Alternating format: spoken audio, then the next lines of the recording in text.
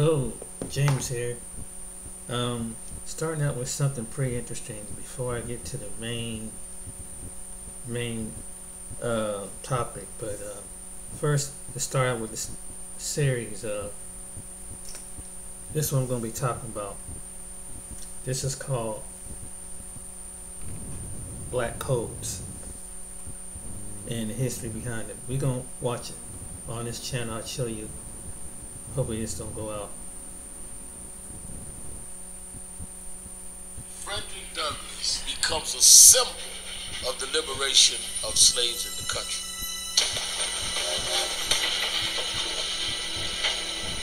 Frederick Douglass, born a slave, that somehow has the audacity and drive to run away from slavery and decides to become a leader against slavery. So not only does he have the mental capacity to see himself free, he has the audacity to say, I can speak for the slaves better than the abolitionists that speak on our behalf and don't understand our pain. Frederick Douglass is important to America because, unlike most enslaved people in America, he actually makes it out of slavery, is able to tell his story. Copyright 1930 use educational purpose only. An agent for change in the black community, in America in general.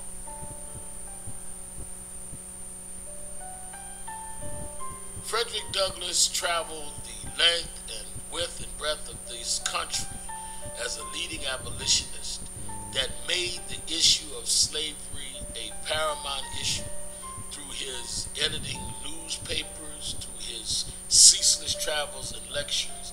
He helped to make it a real movement that by the time Abe Lincoln is running against Douglass, it is a national discussion. It would not have happened if you didn't have a spokesperson that worked as tirelessly as Frederick Douglass did. Douglass is someone who is known in this country. He travels to England. He's an international figure. So he's important because he can tell you about slavery, the institution of slavery, because he lived it, and he can speak about that time period. He can tell you about escaping to freedom, and he can tell you about the free world. He bridges gaps. He's a part of transformation of America at this pivotal moment. And it's someone who, as I said, who begins under the cover of slavery and then ends outside of it.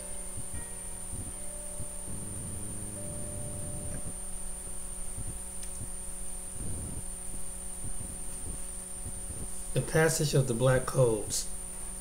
Even as a former enslaved people fought to assert their independence and gain economic anonymity during the earliest years of Reconstruction, white landowners acted to control their labor force through a system similar to one that had existing during slavery. At the end of late 1865, Mississippi, South Carolina enacted the first Black Codes. Mississippi law required black people to have written evidence of employment for the coming year of January. If they left before the end of the contract, they would be forced to forfeit earlier wages and be subject to arrest. This is in America. In South Carolina, a law prohibited black people from holding any occupation other than farmer or servant unless they were paid annual tax of $10 to $100. And provision hit free black people already living in Charleston and former slave Ariston's, especially hard. In both states, black people were given heavy penalties for vagrancies, including forced plantation labor in some cases.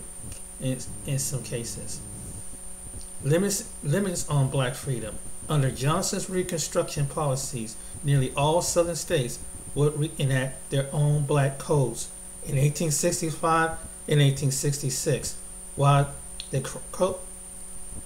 codes granted certain freedoms to African Americans, include the right to buy, own property, marry, make contracts, and testify in court in cases involving people of their own race. Their primary purposes was to reconstruct black people's labor and activity, restrict restrict black people's labor. Some states limited the time of property that black people could own, where virtually all the former Confederate states passed strict vagrancy in labor contract laws, as well as so-called enticement measures designed to punish anyone who offered higher wages to black laborers already under contract.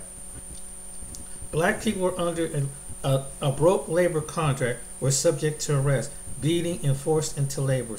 Apprenticeship laws forced many minors, either orphans or those of parents were deemed unable to support them by a judge, into a unpaid labor for white planters. Passed by the political system in which black people officially had no voice, the black codes were enforced by all white police, state militia forces, often made up the Confederate veterans of the Civil War across the South. In this Reconstruction, the Civil Act of 1867 required the Southern states to ratify the 14th Amendment Constitution to the former enslaved people and enacted. The 15th Amendment, adopted in 1818, guaranteed a citizen's right to vote would not be denied on account of race, color, or previous condition of servitude. During this period, a radical Reconstruction, 1867 to 1877, black men won election in the Southern state, governs and even the U.S. Congress. And then, now that was the introduction of the black codes. How does that play into today? I'm glad you asked that question. Damn it. Sorry, a little gnat flying around.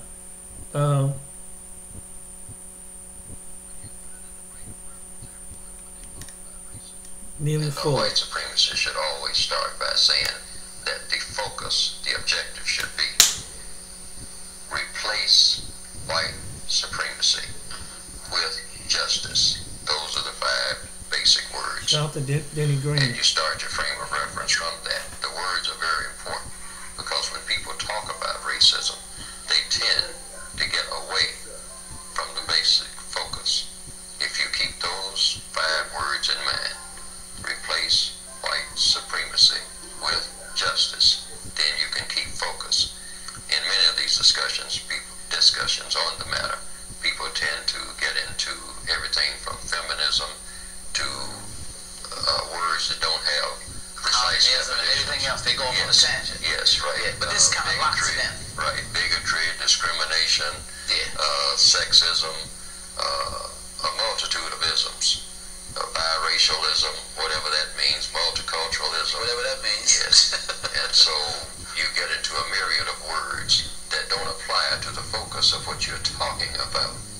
So therefore, that is the basic frame of reference that you should always focus on. That should be used by all people who are talking about the problem as it is. What is a tragic arrangement, or the 3 T's, if you will? And what are some of the first 2 things that must be done to establish quality relationship between white and non-white people, if you will? Well, the 3 T's called a tragic arrangement are tacky, trashy, terroristic. Now, this is the arrangement that non-white people on this planet have with white people in their everyday interactions, in all areas of activity. Tacky, trashy, and terroristic. One of the 3. It doesn't get any better than tacky. If you will observe black people, for instance, in the presence of white people, on account of the way that both of them are raised within the system of white supremacy, there's a strain there. There's not a even flow. So what you have is a tackiness. It doesn't get any better than tacky. It can't get any better than tacky within the system of white supremacy. Why? So this is all very tragic. Well, because the system of white supremacy demands that white people interact with non-white people in a certain way that is harmful and harsh and overall destructive.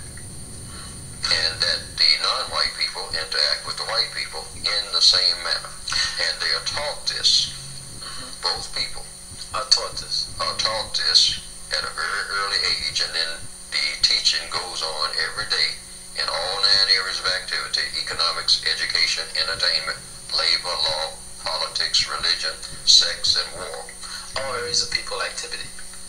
All of the areas of people activity everywhere in the known universe. You know, I noticed something. I used to work with a gentleman, elderly gentleman, and whenever he would come in contact with white people, he always had a tendency to have to be the entertainment committee to make everybody laugh. If we were on the elevator or doing something in the building, he was always the person to make white people laugh. He was always the clown.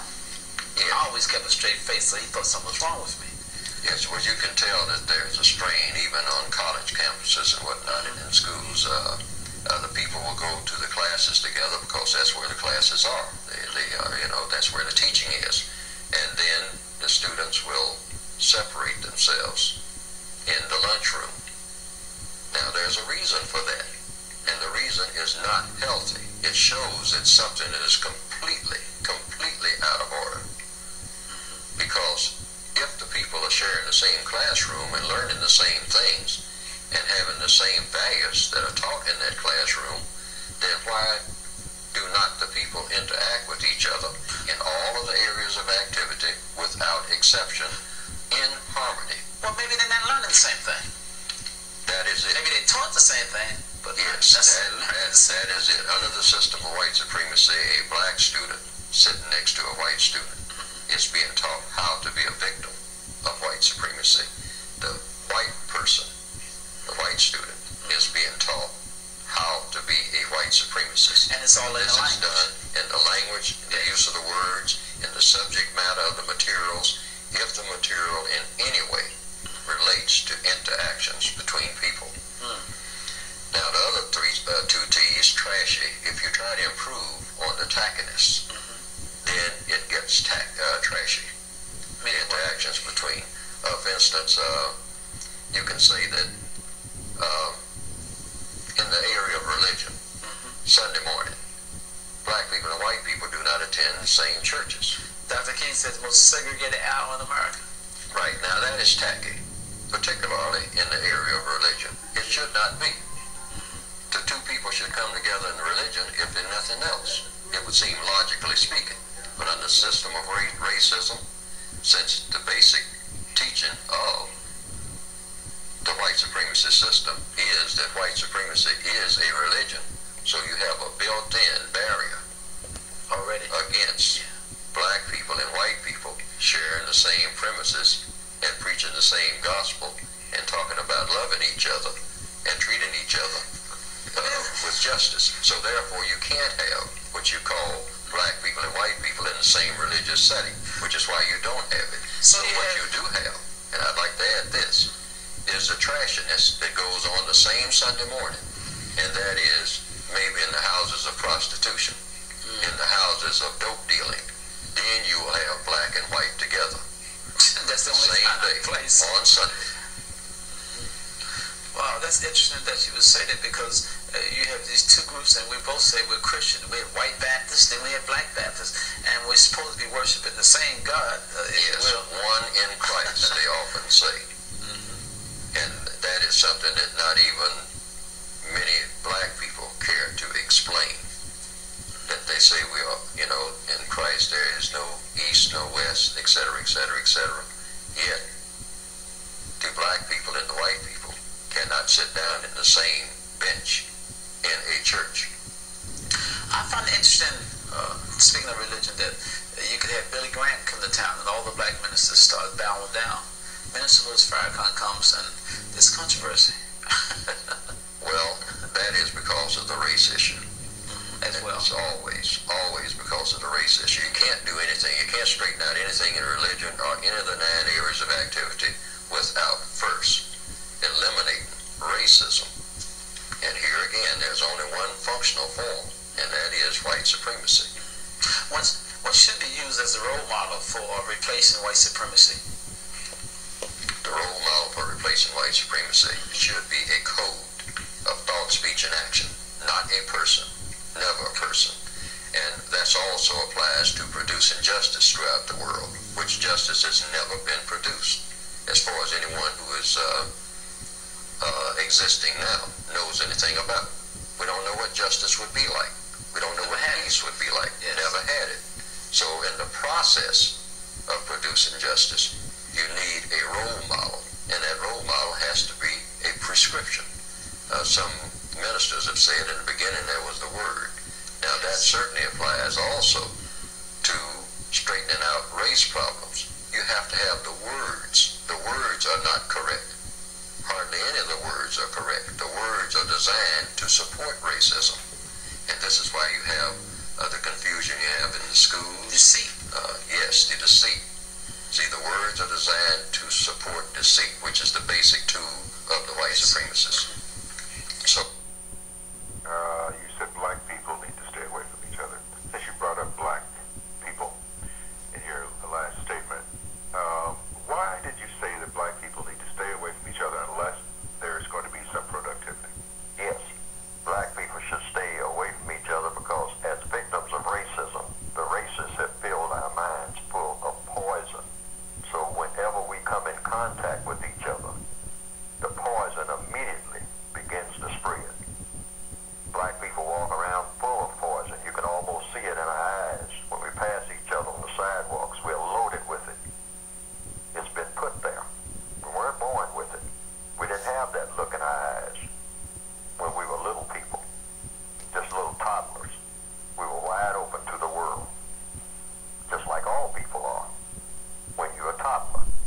But when you are in an evil system, a system that is designed deliberately to produce evil thoughts, to produce animosity, to produce violence, then that toddler, as he or she grows, begins to pick up the poison that's already here.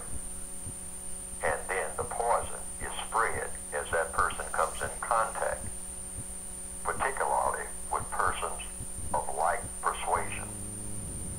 This is why black people sitting on a bus, you can almost feel the atmosphere of hostility there. That's not a natural thing. That's artificial. And it's all put there by the white supremacists long before the bus was built, long before the people got on the bus. Every black person must realize this. So what do you do about it? Codification is all about what you do. You make sure that anything that you say to someone before you open your mouth is of constructive value. Anything that you do with someone, you sit down and plan it first and make sure that what you're planning is of constructive value. Otherwise, black people should go the other way when they see each other. They shouldn't even come in contact with each other. They should cross the street almost before they say anything to each other, because once they say anything, the poison starts. Unless they already have something in mind to say that is of constructive value. Now, if we just tried this, this is what you call the process of counter-racist codification. You're working against racism right there. But see, black people just cannot continue to do like they're doing, and that is wait until they make contact and then try to figure out what to say and what to do, and it comes out all messed up right from the jump. As we well know from experience, we should have learned that by now. So we should agree that we avoid each other. Avoid each other like we are carrying SARS. That's what I was going to say, put in the terms of that we're carrying viruses. Yes. Yes.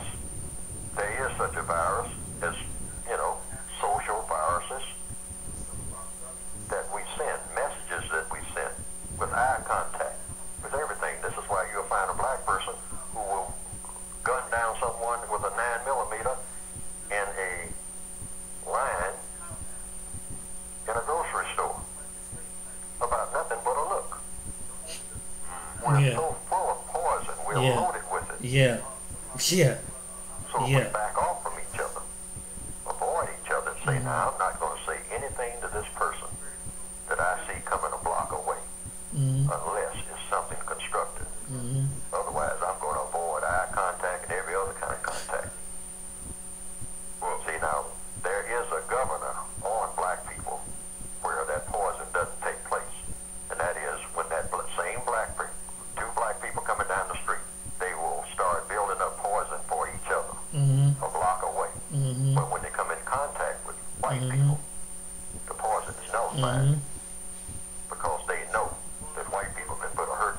Mm-hmm. They know what power really is. Mm-hmm. Unless, of course, they happen to corner some white person off somewhere in an alley or something. But Mm-hmm. black people don't have that automatic poison rising to the surface because the poison hasn't been put there Mm-hmm. for them to have that kind of animosity Mm-hmm. toward white people. Now, Mm-hmm. that's not to say that it should be there, but the poison shouldn't be there at all. Mm. Black people should be like Mr. Rogers when it comes to interacting with each other. Is this subconscious that we have this poison in us and that are not aware of it?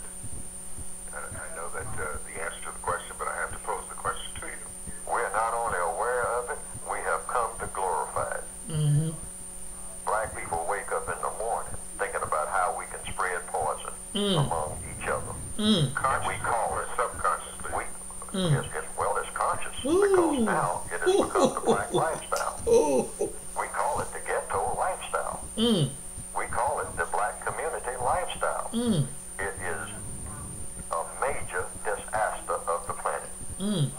Major. This is why we slaughter each other Mm-hmm. all over the planet in huge numbers. Mm-hmm. Just like it's nothing at all. Mm-hmm. It's nothing like the sound of the 9mm, Mm-hmm. one of Adolf Hitler's favorite cartridges. Mm. Whoa. Sorry about that. Man, this elderly gentleman is telling the truth. I've seen it. You can see it in every city. I mean, it's the truth. Even what we're going through in the city where I'm at right now, that's what it is. Majority of us. There's other people, but the majority of us is doing it to each other. Man, he hit that right on the knob. Okay, he hit that right on the knob. Sometimes we should listen to our elders, man. Don't dismiss what they say. Don't dismiss what they say. Oh my God, he's telling the truth. And we like to keep it real, but we don't want to solve the problem. We don't mind venting it out, but we don't take time to listen. We don't really take time to listen to our elders, giving us some. And really, the advice he says, it's a survival. It's a survival tactic, being a black male or female in this modern world. And blessing, one of the places is America. If you want to survive, that's what you got to do. Even among your own people. Dang.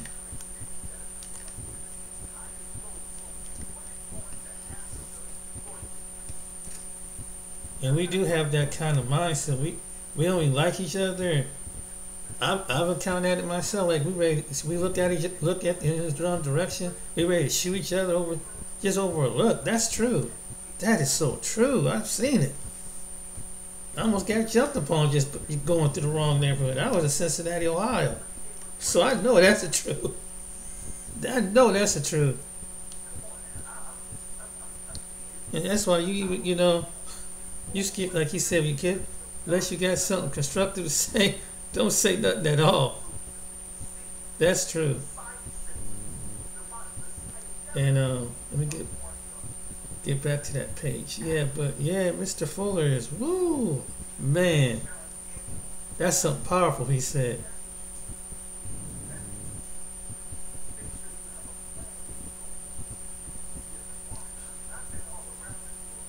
I like listening to him, people like that, because it's so much true. It really had me think, because it's things that I wasn't aware of, that most black people don't know. We don't know about the code. We don't know about the code. Some of us don't understand when we act in it. Some of us don't have the understanding what's the severity of acting a nut is. But anyway, shout out to the what was that channel, Invisible and the Lot.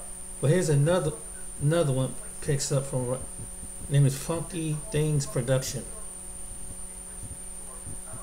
Every black person on the planet who has been exposed to white supremacy, and the assumption is every black person on the planet has been, even when they haven't been in contact with white people directly. They've been exposed to the white culture indirectly. White culture is about white supremacy. Now, what does white supremacy do? It teaches people of color that if you are a male, you cannot be a man, period. Not in the system of white supremacy. And you're not going to be treated like a man, ever. Now, you can walk around and think that you're a man, but that's between you and you. Strictly between you and yourself. Because no white person has an obligation, if you're a black male, to treat you like you are a man.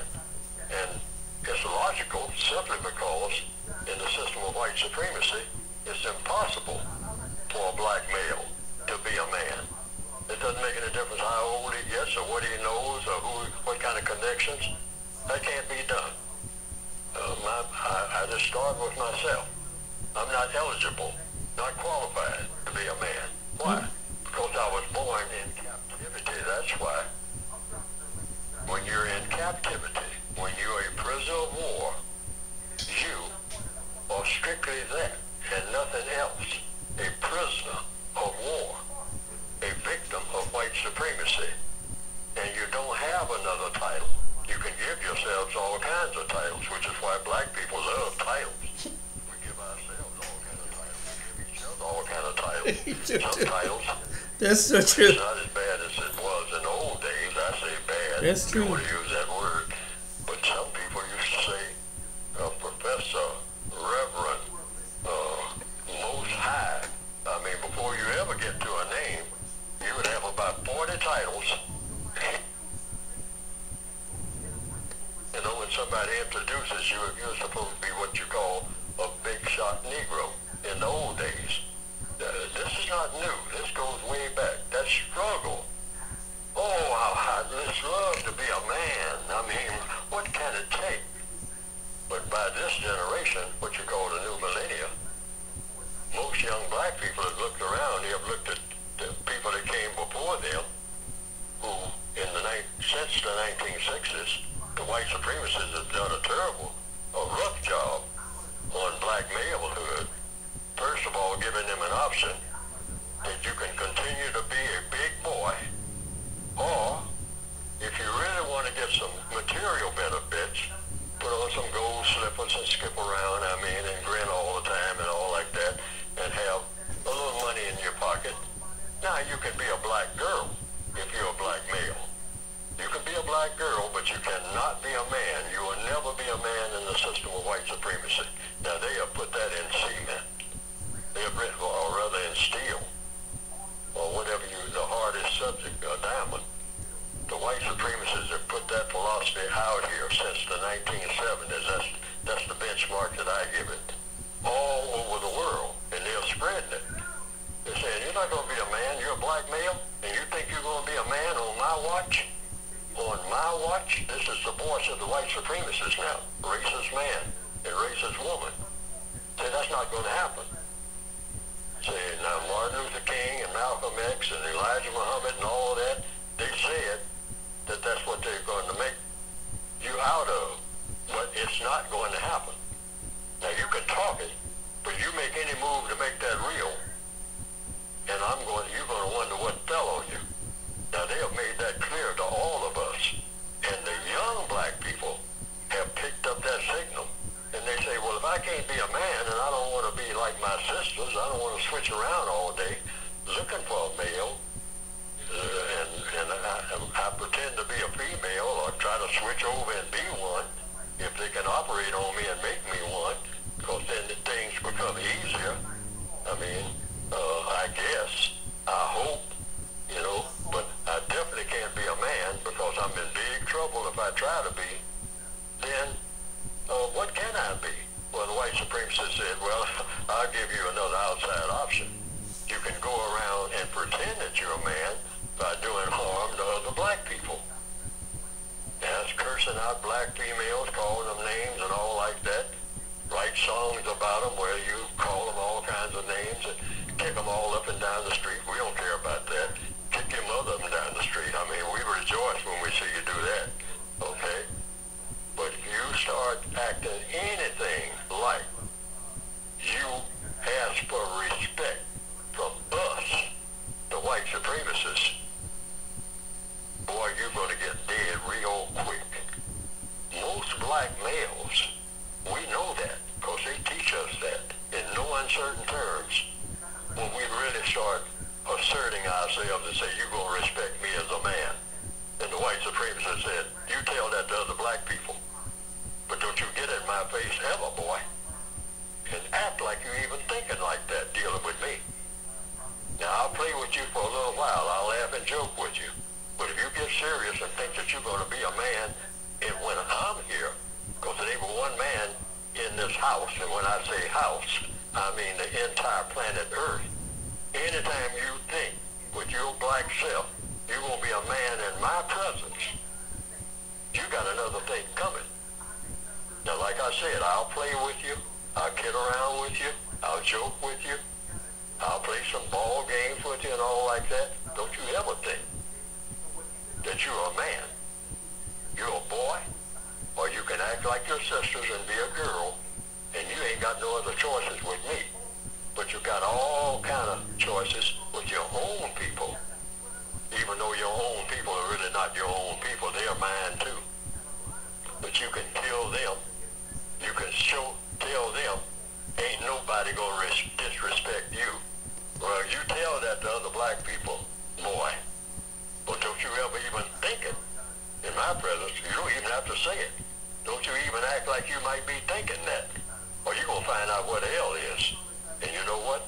The white supremacists are proving that they can deliver on that message every time. And I don't care who you are, if you're black on this planet. When you really put them to an acid test, they have so far proven that nobody will take them on. Because nobody knows how to, including Neely Fuller. I'm just trying to find out. I'm in their prison too. I was born in their prison too. So, to get to the crux of what we're talking about here, for black males, we're talking about manhood. And it's not going to happen, folks. As long as you have the system of white supremacy in place and not having a system of justice. This is why, rather than run around killing each other, that's not going to help.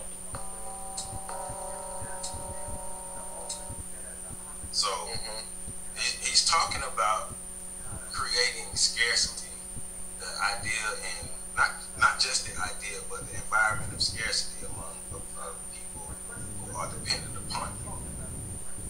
So, first, understanding that black people are already in a subservient position. Black people are already in a position where they have been physically, spiritually, emotionally, psychologically dominated by Europeans, by white people.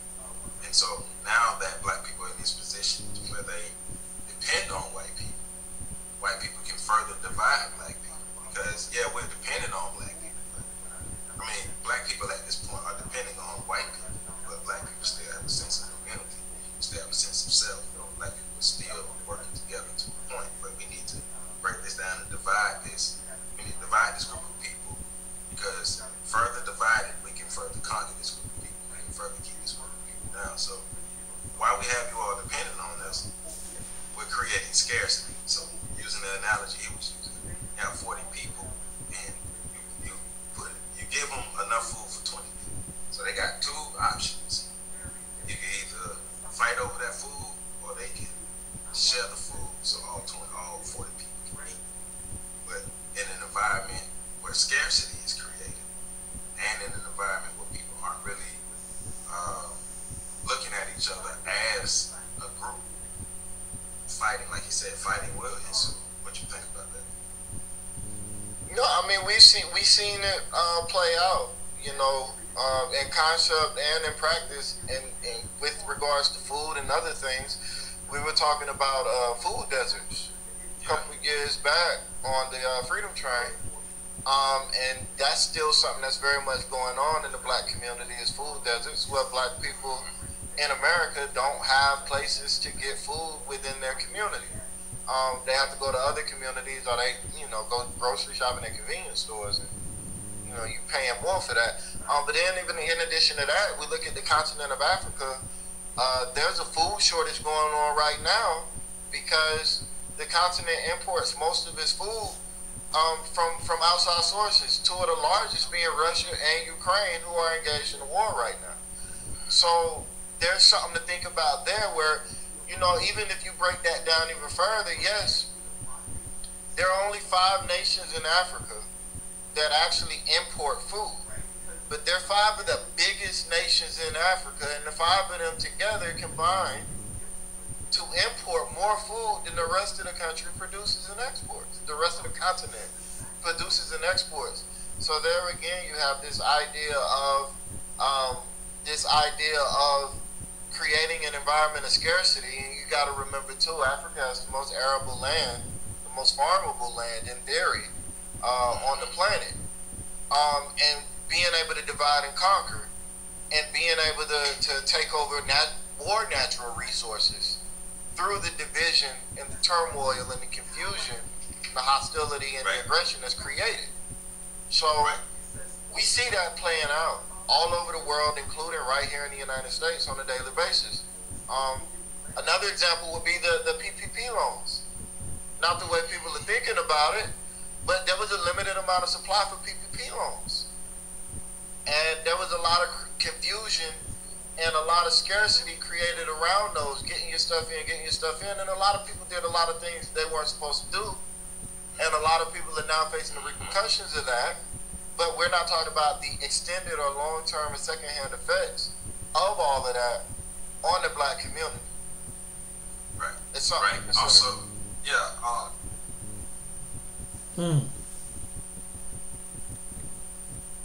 I wanted this space to Interesting, really isn't it? reflect what we're able to You're deliver a black in person patient care. watching this video. We've always been at the forefront of technology here. I wanted the patient experience, and our clinic. So there's a sister that was on TikTok that actually pointed out 2 great points that we need to dive into. She definitely is addressing black Americans, but she's also addressing Africans that left the continent and made some great points about them as well. Let's go ahead and roll that. The spirit of Ubuntu is what got us colonized in the first place. Africans across the continent, we are loving, caring, and welcoming. Barack Obama was the president of America, but he was never treated as an equal. You could be an astronaut, an engineer, a surgeon, a billionaire, a millionaire, but as long as you're a black man, you will never be seen as an equal. So my question is, what's the point of you contributing to an economical development of a people who will never see you as an equal? They will underestimate you no matter how hard you try. To my fellow Africans, you cannot run away from your own continent. No matter where you go, you always be discriminated against. Some of you come back in body bags. Africans will complain about corruption, but how do you expect your point to be heard if it's not emphasized? You are afraid they will take away your job. You are afraid they will take away your business. They are afraid you will say something. Why do you think they always get rid of people who say something? Do you think they will take away all of us as a nation if we stood up together and emphasized a point? Nigeria right now is the best example across the continent of Africa. Africans, there is nowhere to run. You've seen how other continents treat you. Why are you leaving such a beautiful continent rich in minerals for other people to come and take from? This is your birthright, Africans.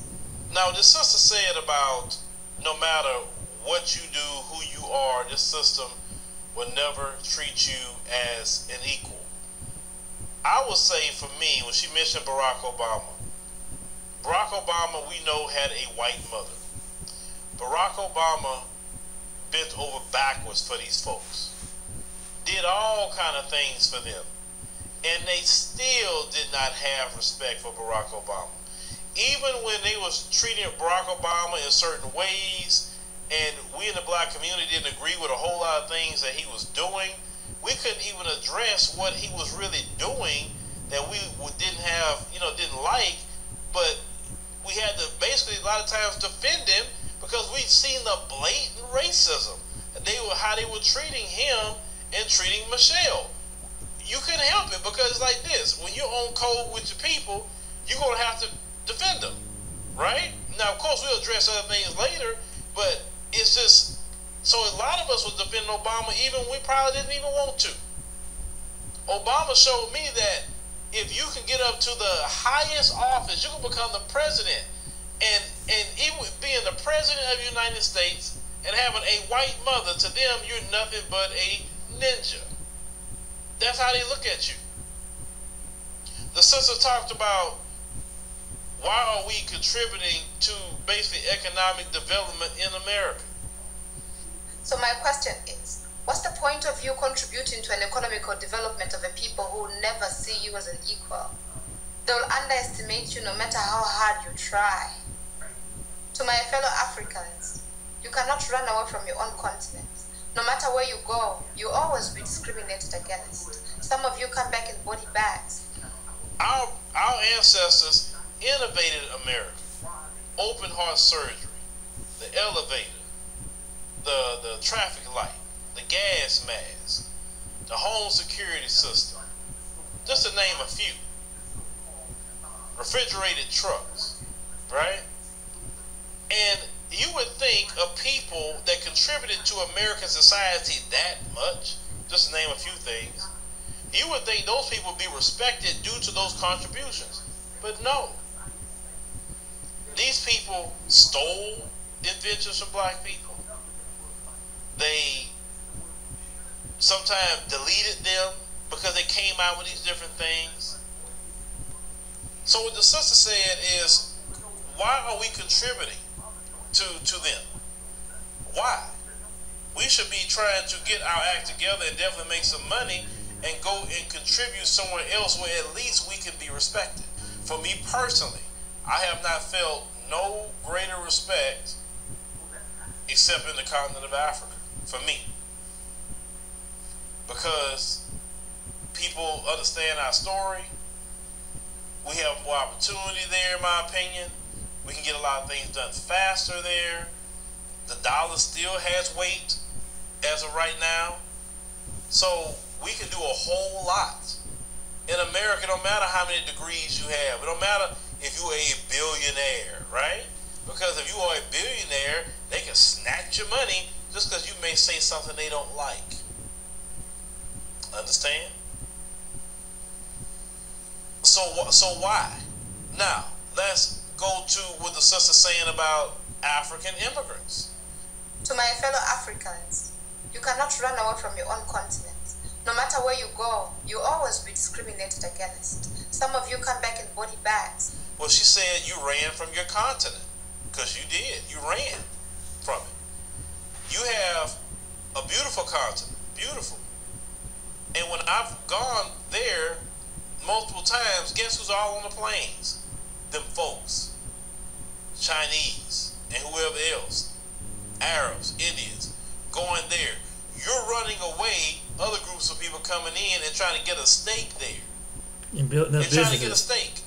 Now, you have people here, unfortunately, in our community, because some of them are ignorant, because you are. Well, why would I go over there when they coming over here? You mean a vetted group of people that's coming over here? Because they vetted, okay? The majority of people, they're not letting over here. You know how many people is in the continent of Africa? Like, please. The majority is there on the continent. But those who run away, she said you discriminate against other countries. They don't come to this country and they treat it just, oh, wow. They treat it like just the folks are. They're discriminated against too. Same thing in the Caribbean. You're running away from the Caribbean to come to this place, and look how you treated here. Like I say, America's good to make some money. I always tell people that. Make the American dollar, get your weight up, put your money over there in your country, homeland, buy some land, build a nice house, build a mansion or something if you want to. Build it off of that American dollar, go establish businesses in your homeland and return back to your homeland. Because as that sister said, you're running away from the rich minerals. Running away from it. Why? There's nothing here. There's no minerals here for you to go get. There's no lithium for you to go get. There's no diamonds for you to mine. No gold for you to mine here in America. None of that. All that's over there in the African continent. Don't let other people come in there and take, like you said, it was your birthright because you ran away from it. You need to stand up and fight. And as she said, well, because they say that, well, the politicians are corrupt. They only corrupt because you haven't took a stand. Mm-hmm. The people must say in unison, we're not going to put up with corruption no more. Right. And if you're not going to stop being corrupt, we're going to go get you out of office. Right. And you're going to go to jail for stealing from the people. Right. If you are 45 or older in the United States and still... But you said, well, maybe that was the past when they stole our inventions. Maybe that's what it was in the past. Surely they have changed their mind. Really. Check this story out. Assalamu alaikum. Okay, so what I had to do for this channel is create an email list. The reason why is because due to the nature of the content of this channel, I don't know when the content is going to just mysteriously disappear or this channel will be shut down. The email list is just for the followers or the subs so that you know where these things are just in case this mysteriously happens. So just go down to the link in the description of the video, click join email list, put your email address in there, and boom, you're good to go. That means that I can also send you other information that I cannot post here on YouTube, and you'll also know where the channel is and where the content is in the event that it does disappear. Okay, let's cook. Okay, so here's some information about two black sisters in America that many of us have never even heard of. And these sisters, they have two inventions. And one of their inventions had a major impact on national security, okay? And these sisters are Ann Minter and Betty Brown. Yes, they are biological sisters. Now, what Ann Minter and Betty Brown did was they invented something called a vehicle and cargo security inspection system. And this system that they made was created to detect explosives, contraband, weapons, chemicals, bodies, whatever. And they had this thing patented back in the year 2005 under patent number 6972693. Now, what you see in this video here is not the same exact system that they patented, but very similar, very similar. Actually, they might have capitalized off the original that these sisters created and just, went on and just kept building. Remember this, they created this thing in 2005, and they started to use it in 2006, but this system here is a little more, updated. The one right here where the car goes on it is more like the one they created where you actually put the car on it and it moves through. But they have, since then, they have evolved and created, more things, whatever, but it could have been, built off of what these sisters originally created, because we know they have the patent for this here. Now, once their system that they created was recognized, it was used by the Department of Homeland Security, Department of Transportation, Department of Defense, Department of Customs and Border Protection, and the Department of Energy. All these big major government departments use these sisters' invention or their patent. That's wild, yo. In addition to this, the big government using their invention or their patent, other private companies were using it as well, But here's the kicker. Here's the kicker with this. These big government entities and other rich corporations were using these sisters' invention, and they didn't even recognize these sisters, acknowledge them, contact them, or even pay them anything for it. Now, the reason why they didn't is because we go into the law now. This is what the law states. According to 28 USC 1498A, it says that the government can forcibly license a patent invention during times of need, in particular when there's a threat to public safety. So there you go. So go figure, like the Department of Homeland Security, Department of Defense, Department of Energy, they can always say and articulate where, there's always a threat to public safety. Boom, there it is. That gives them the right, or they have the law on their side as far as they could just take these sisters' invention and use it. But the government didn't even tell these sisters that they were using their invention. So they just took it. They didn't even have the courtesy to say, hey, thanks for inventing that.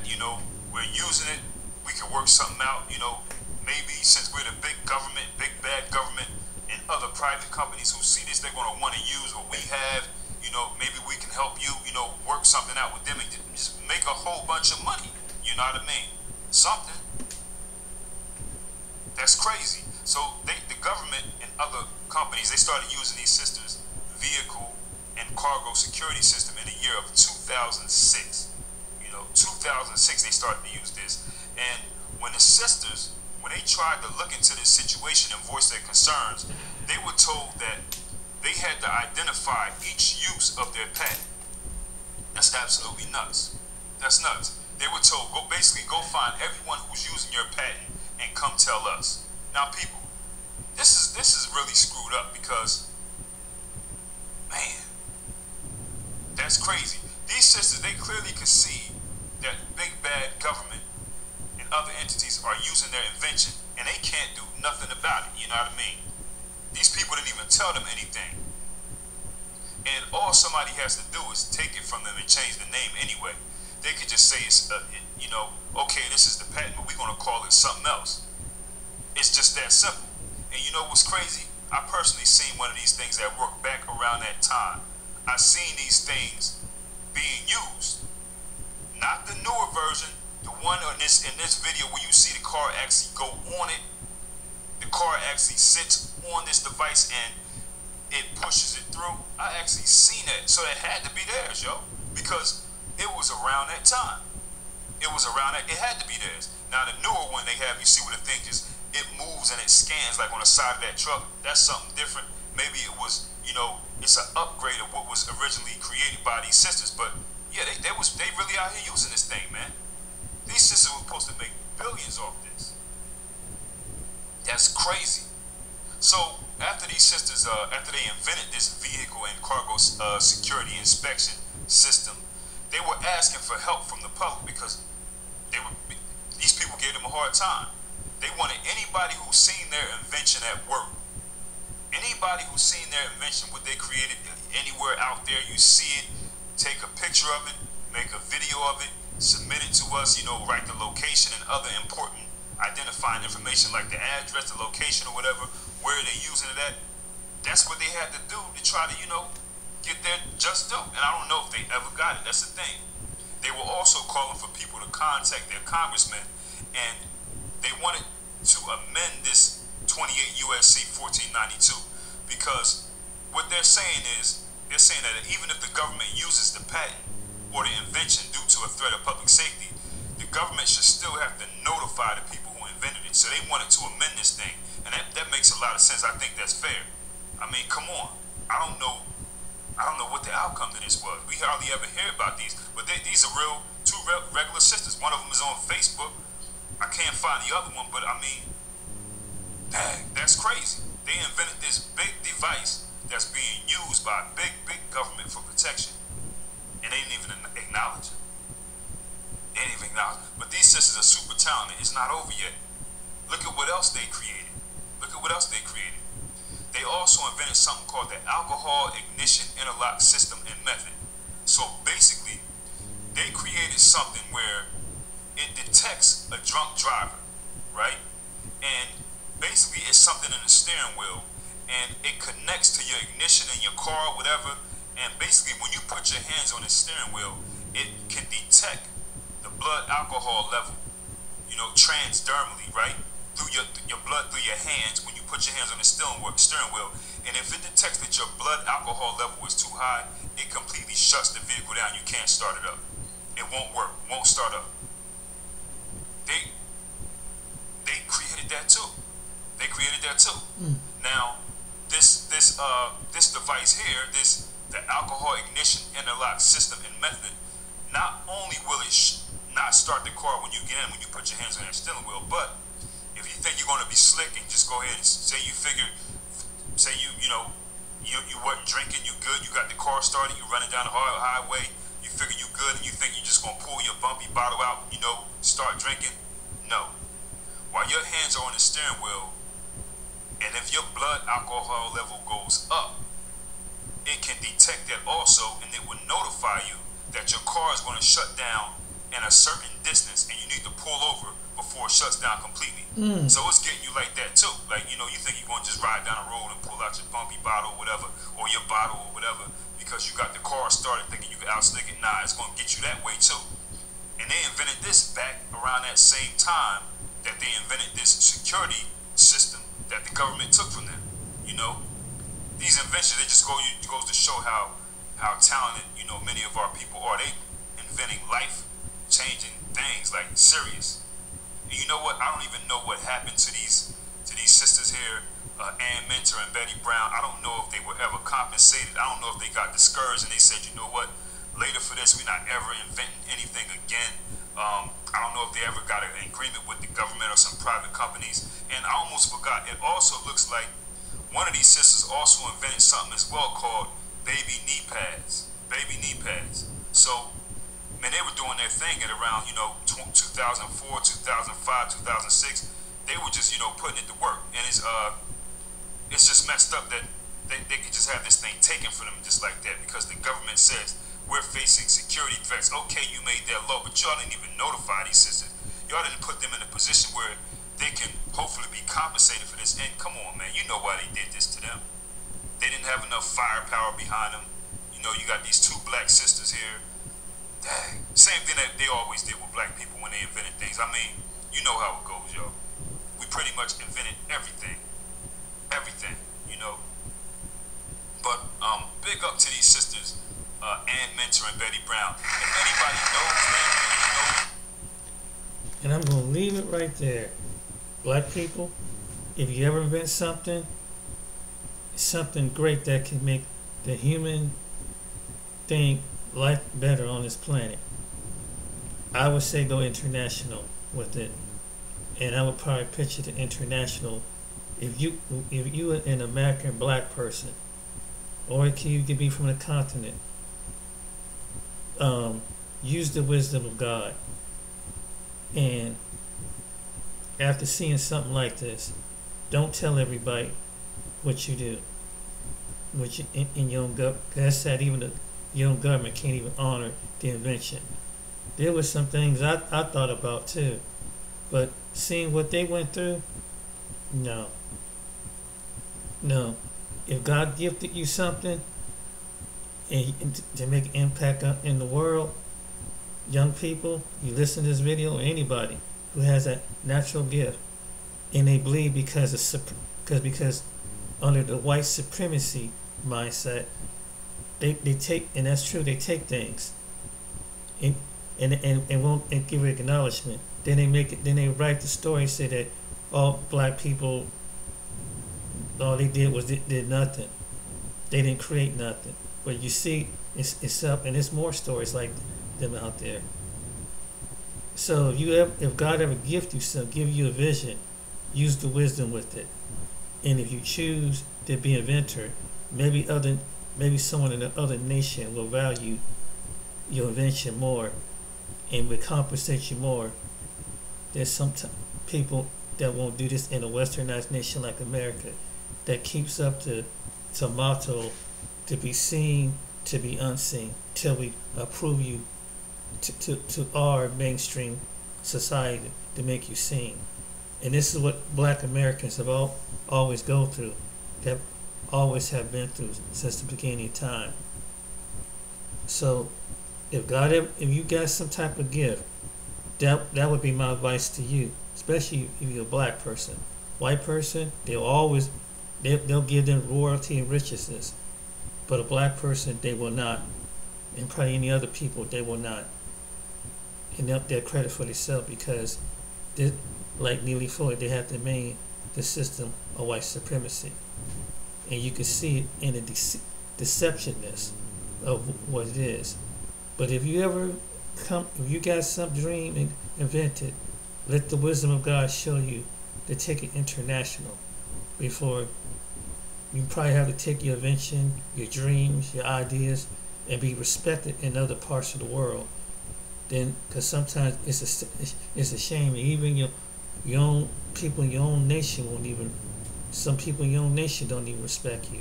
And even when you reach to the highest level of education, office, or whatever, like Phil said, you see what they do, and to the immigrants of who come from different African nations. You hear her point. I hope that when you listen to this video, you don't be so quick to leave, but stand there and fight for your problem. Stand up. The young generation need to stand up. Not, and if you do come and make your money, go back and help your people. Because in the world, they handpick you. You're only visible to be invisible till they make you accountable to be visible. Because it goes the same way on you, just as well as it goes the same way on us natural born American citizens who are African descent and others. That's the truth. So the whole point of this video, if God gifted you with something, knowing what you see what them women went through towards the end, the whole point about it was to tell the story, to give you explanation. And we got to do better as a people. It had really changed my outlook on life and how the way looking at these videos. If anything, I may not get 100,000 view subscribers, but if I can reach somebody who got a higher subscribe count than I do, that they can take the message and to open up, to awaken the consciousness of other people. Because there are people that will come in deceptively, whether they look like you or whether they don't look like you, trying to take something from you and credit to themselves. All you have to look at your people that's in the limelight who are black, whether they're an athlete, a person who with musical talent, because that's the number two things that they do. And people, they resent, they get jealousy because subconsciously they taught that the black person who's the Negro ain't supposed to be smarter than me. And some people believe that because they were taught the history that how is that a descendant come from a slave is smarter than me. It's not what they say, it's what they display. And they display with smile in your face. And that's a fact. And you see, every time we show something, and I hope that there are some immigrant groups that when they see us black Americans, they give us more, put some respect on our name, because that's what some of us do. Don't be stereotyped of what mainstream media shows you. You get it from the source itself. So, because what they give you portrayed ain't always what it is. Just like they show, there's some things about you in your country they show to us, and they try to. You got to know who's playing the devil, between who's playing the instigator, who is the real deal. And right now, that's why sometimes we at odds, because we don't know. We're fighting the same system. We're fighting the same devil, and this is what is even among other groups of people too. And there's always somebody who is the go-between to keep the division. Who's the real devil? And let the God of heaven and earth show you this. That who's the real instigator?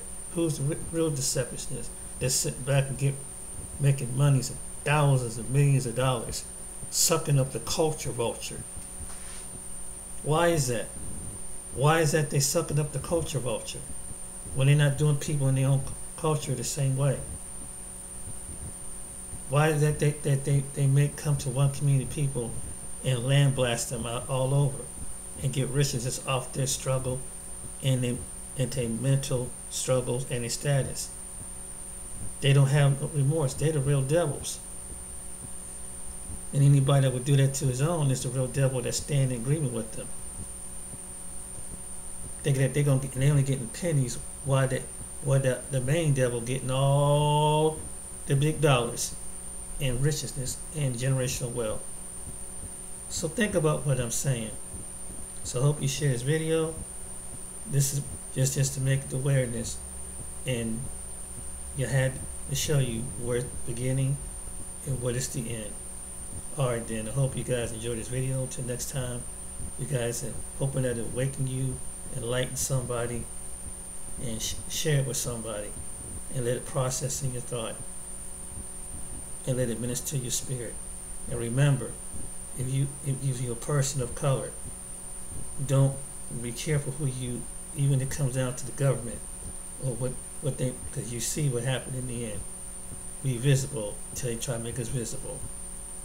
That's the code, and that's what they don't know. We know the code of this world. Think about it. Have a good day.